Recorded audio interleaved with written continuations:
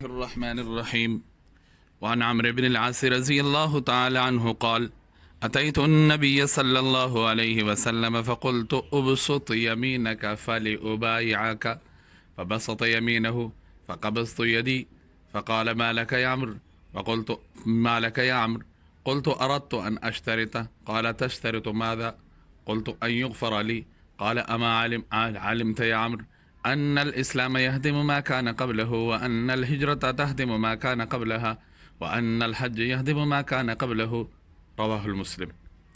یہ حضرت عمر بن عاص رضی اللہ تعالیٰ عنہ کی روایت ہے، جس روایت سے اسلام کا، کلمے کا اور اسلامی اعمال پر ملنے والا جو ثواب ہے اس کا پتہ چلتا ہے۔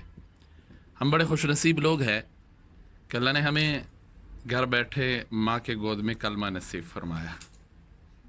اس کلمے کی قدر اور اس کی قیمت اس بندے سے پوچھا جائے جس نے اس کلمے کو حاصل کرنے کے لیے تگ و دو کی ہوں، محنتیں کی ہوں، مارے کھائی ہوں اور مشکلیں جھیلی ہوں، مصیبتیں برداشت کی ہوں۔ ہمارے سامنے بہت سارے صحابہ کرام کے واقعات ہیں۔ کیا اس کلمے کا وزن ہے؟ کیا اس کلمے پر انسان کو ملتا ہے؟ اور کیا اس کلمے کا اجر ہے؟ یا کیا اسلامی اعمال کا اجر و ثواب ہے؟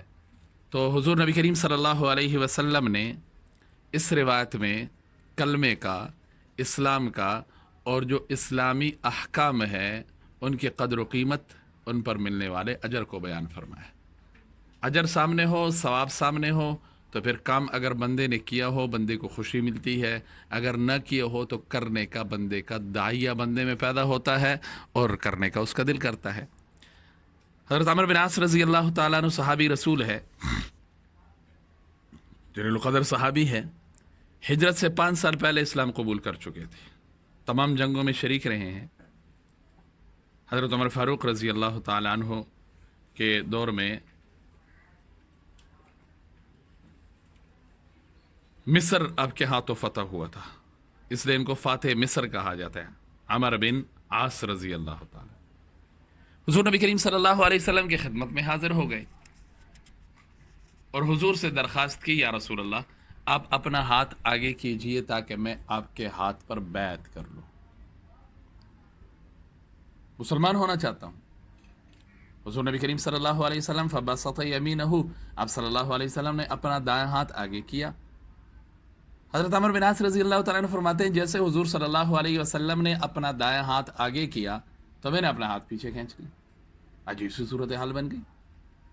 پہلے حضور سے درخواست کی، جب حضور اس کام کے لیے تیار ہو گئے تو حضرت عمر بن عاص رضی اللہ تعالیٰ عنہ اس کام سے پیچھے ہٹنے لگے۔ صلی اللہ علیہ وسلم فرمایا ما لک یا عمر، کیا ہو گیا عمر؟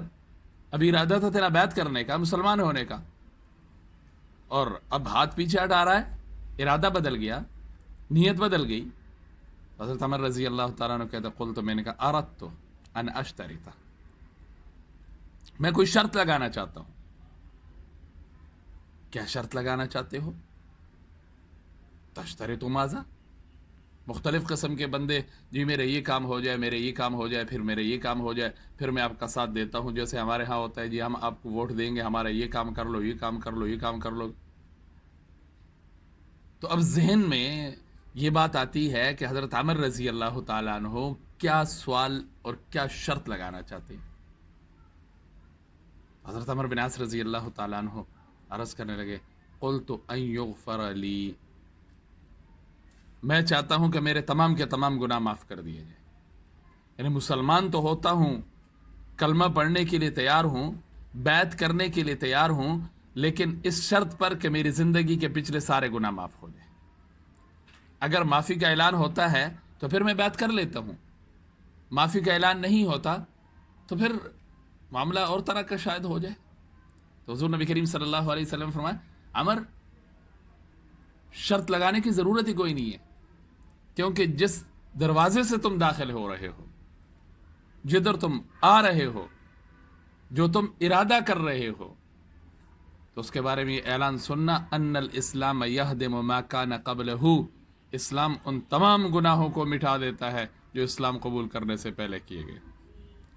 دوسرا عمل وَأَنَّ الْهِجْرَةَ تَهْدِمُ مَا كَانَ قَبْلَهَا، اور ہجرت ان تمام گناہوں کو مٹا دیتی ہے جو جو سے پہلے کیے گئے. اور تیسرا وَأَنَّ الْحَجَّ يَهْدِمُ مَا كَانَ قَبْلَهُ اور حج ان تمام گناہوں کو مٹا دیتا ہے، ختم کر دیتا ہے جو اس سے پہلے کیے گئے. کتنا پیارا دین ہے ہمارا، کتنا پیارا مذہب ہے، کتنا بہترین میرا اور آپ کے پاس اپنے گناہوں کے معافی کے لیے اور اپنے گناہوں کو مٹانے کے لیے موقع موجود ہے، اعمال موجود ہے. سب سے پہلے تو کلمہ ہی ہے. اپنے کلمے کے فضائل سنے ہوں گے. صبح شام جو بندہ 100 بار پڑھتا ہے اس کو یہ ثواب ملتا ہے. ایک بار پڑھ لیتا ہے اس کے گناہ معاف کر دیے جاتے ہیں، اس کے نام اعمال سے گناہ مٹا دیے جاتے ہیں، نیکیاں لکھ دی جاتی ہیں. پھر اس کے ساتھ جو ہے اسلامی احکام پر عمل کرنے سے اگر میں یہ عمل کروں گا یہ ملے گا. یہاں پر تو حضور صلی اللہ علیہ وسلم نے ان کے سامنے جو کرنے والے اعمال تھے، ہجرت ہے کیونکہ ہجرت سے پہلے مسلمان ہو چکے ہیں، ہجرت ہے اس کے بارے میں بات کی، حج ہے اس کے بارے میں بات کی. وگرنہ اسلام کا ہر حکم گناہوں کے مٹانے کا، گناہوں کے ختم کا ذریعہ ہے. اپنے حدیث سنی ہوگی کہ جو بندہ نماز پڑھ لیتا ہے، نماز تو بعد کی بات ہے، بندہ وضو کرتا ہے تو وضو کرنے سے اس کے اعضاء کے گناہ دھل دیے جاتے ہیں.